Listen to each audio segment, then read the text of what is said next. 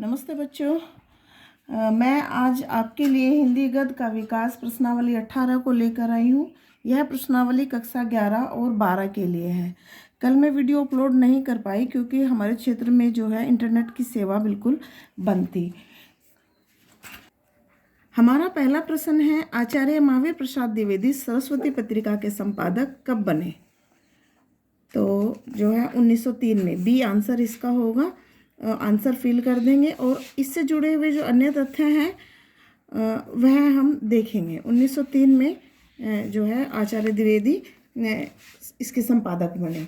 तो आचार्य द्विवेदी ने 17 वर्षों तक आचार्य द्विवेदी ने 17 वर्षों तक सरस्वती पत्रिका का संपादन किया। सरस्वती पत्रिका का संपादन किया। यदि हम देखें तो 1903 से लेकर 1903 ईस्वी से लेकर और 1920 तक वह इसके संपादक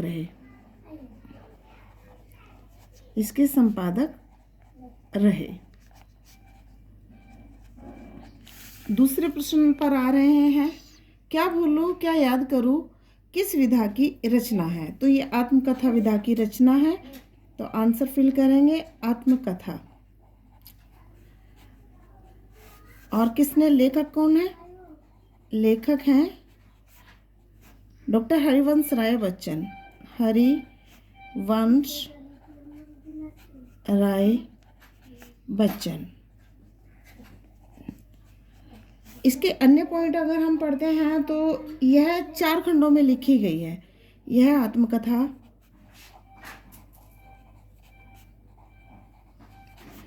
4 खंडों में लिखी गई।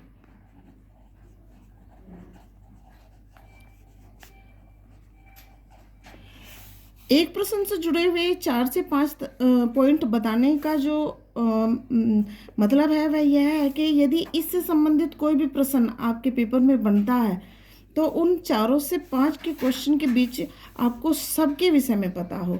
तो जो पहला इनका खंड है वह है, क्या भूलूं क्या याद करूं। क्या भूलूं क्या याद करूं। दूसरा है, नीड़ का निर्माण फिर।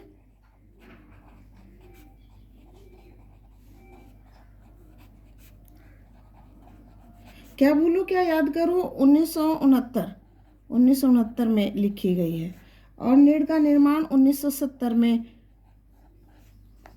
लिख दी गई। इसके बाद बसेरे से दूर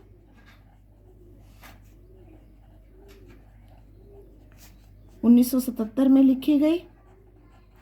और अंतिम जो भाग है, 10 द्वार से सोपान तक, यह 1985 में लिखी गई। अब हमारे पास इतने सारे इस आत्मकथा से संबंधित क्वेश्चनों के आंसर हैं कि क्या भूलूं क्या याद करूं क्या है, आत्मकथा विधा की है और इसके लेखक कौन है, हरिवंश राय बच्चन। ये प्रश्न ऐसे भी बन सकता है, क्या भूलूं क्या याद करूं आत्मकथा के जो लेखक हैं वह कौन है? तो हरिवंश राय बच्चन है।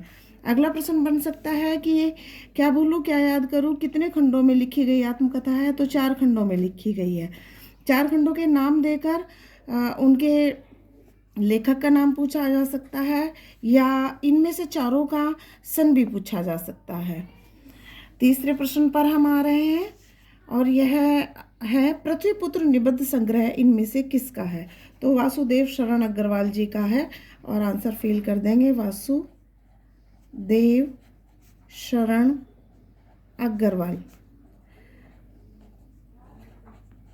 अग्रवाल जी पुरातत्ववेत्ता, इतिहासवेत्ता, विशेषज्ञ थे और इनसे जुड़े हुए निबंध उन्होंने साहित्य में लिखे हैं। पृथ्वीपुत्र तो उनका जो है पत्रों व लेखों का संग्रह है। पत्रों व लेखों का संग्रह है। संग्रह है यह निबंध संग्रह?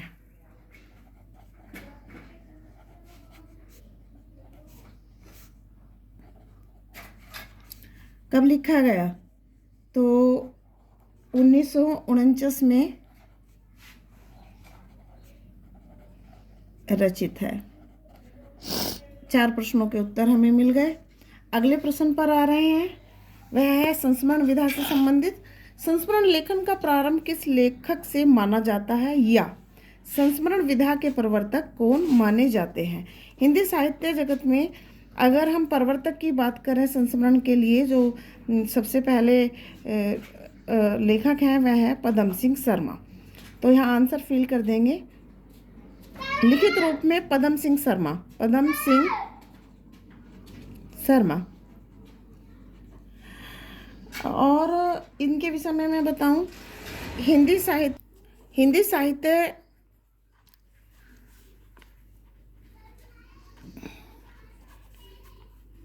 सर्वोच्च पुरस्कार, आप ये भी याद रखें, ये भी प्रश्न बन जाता है कभी। सर्वोच्च पुरस्कार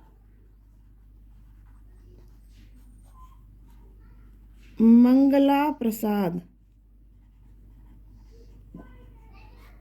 पारितोषिक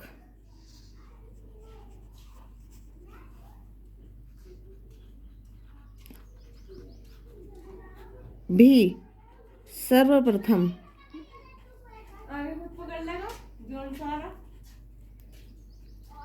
पदम सिंह शर्मा को ही मिला था। शर्मा को मिला था। आप याद रखें, बहुत महत्वपूर्ण बात है कि संस्मरण विधा के प्रवर्तक हैं और हिंदी साहित्य का सर्वोच्च पुरस्कार मंगला प्रसाद पारितोषिक भी सर्वप्रथम इन्हें ही प्राप्त हुआ था। 5वें प्रश्न पर आ रहे हैं, अनाम दास का पोथा इनमें से किसका उपन्यास है? तो हजारी प्रसाद द्विवेदी। आंसर लिख देंगे, हजारी प्रसाद द्विवेदी। और कब लिखा गया ये उपन्यास?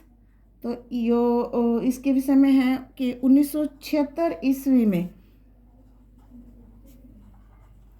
रचित है ये उपन्यास।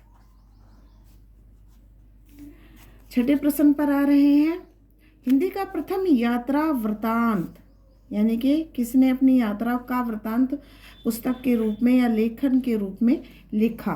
तो सरयू पार की यात्रा। यहाँ पहले आंसर फिल करेंगे, सरयू पार की यात्रा हमारा प्रथम यात्रा वृतांत है। लेखक कौन है? भारतेंदु हरिश्चंद्र।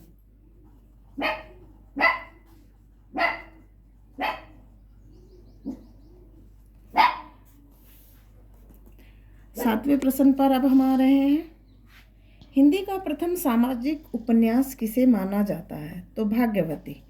हम आंसर फिल कर देंगे, भाग्यवती। लेखक कौन है? श्रद्धाराम फुल्लोरी। श्रद्धा राम फुल्लोरी। कब लिखा गया? तो 1887 ईस्वी, 1887 ईस्वी में रचित है। मेरा ये प्रयास है कि एक प्रश्न को कम से कम 3 से 4 पॉइंट मैं आपको बताती हुई चलूं। 8वें प्रश्न पर आ रहे हैं, त्रिवेणी किस विधा की रचना है? तो त्रिवेणी जो है निबंध विधा की रचना है। यहाँ पर निबंध, ये आलोचना संबंधी निबंध है, तो निबंध विधा की। लेखक कौन है? आचार्य रामचंद्र शुक्ल।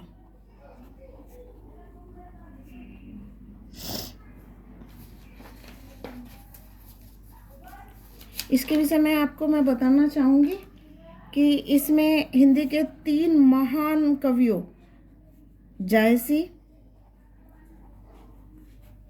सूरदास और गोस्वामी तुलसीदास, 10 पर विस्तार से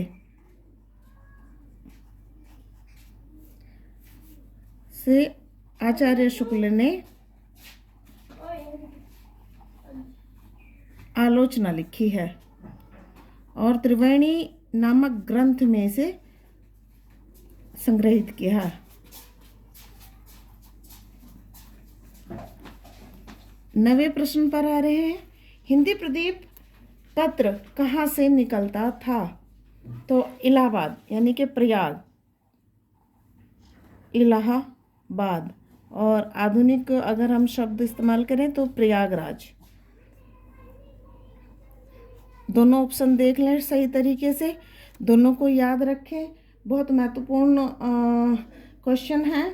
तो जो प्रथम अंक निकला था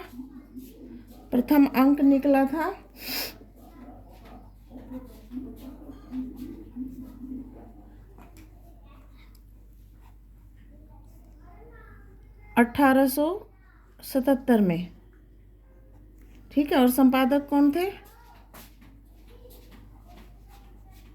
बालकृष्ण भट्ट।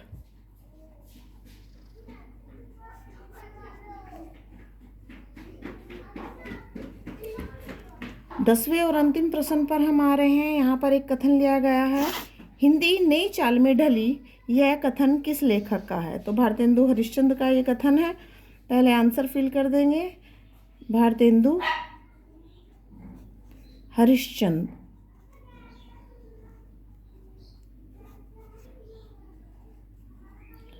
उन्होंने ये कहाँ उल्लेख किया है? तो उन्होंने सन 1873 ईस्वी में अपनी पुस्तक कालचक्र में, ये बुक है उनकी, कालचक्र में यह कथन अंकित किया।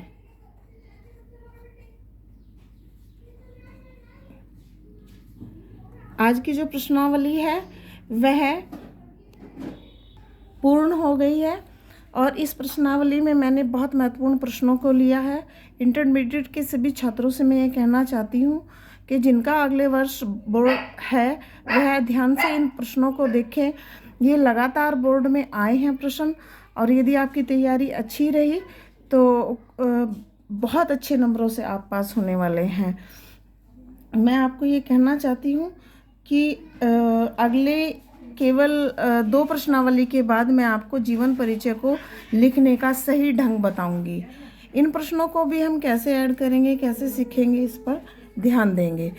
यदि मेरी वीडियो पसंद आई हो तो इसे लाइक करें, चैनल को सब्सक्राइब करें और शेयर ज़रूर करें। धन्यवाद।